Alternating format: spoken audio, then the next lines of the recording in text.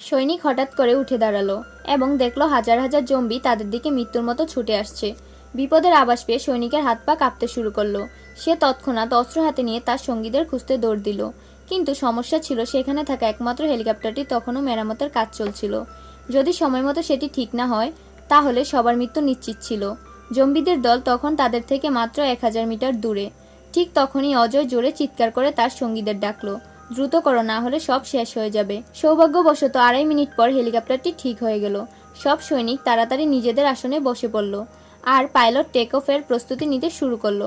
সবার মধ্যে নতুন করে প্রাণ ফিরে এলো। কিন্তু ঠিক সেই গুরুত্বপূর্ণ মুহূর্তে ইঞ্জিন স্টার্ট হচ্ছিল না। কিন্তু পাইলট বিক্রম সিংহাল ছাড়েনি। সে ম্যানুয়ালি শক্তি প্রয়োগ করে ইঞ্জিন ঘোরাতে লাগলো এবং অবশেষে ইঞ্জিন চালু হলো। হেলিকপ্টার ধীরে ধীরে রানওয়ের দিকে এগিয়ে গেল। সৈনিকরা প্রথমবারের মতো অনুভব করলো সম্ভবত এখনও বাঁচার আশা আছে। কিন্তু স্বস্তি নেওয়ার সময় তখনও আসেনি, কারণ টেক অফের জন্য হেলিকপ্টারকে পর্যাপ্ত গতি পেতে হবে। আর পিছনে রক্তের গন্ধ পেয়ে জম্বিরা পাগলের মতো দৌড়ে আসছিল। ঠিক সেই মুহূর্তে যখন হেলিকপ্টারটি টেক অফ করতে যাচ্ছিল, হঠাৎ আরেকটি দুর্ঘটনা ঘটল। তারা কি জম্বির হাত থেকে বাঁচতে পারবে? জানতে হলে ভিডিওতে লাইক করে চ্যানেলটি সাবস্ক্রাইব করুন।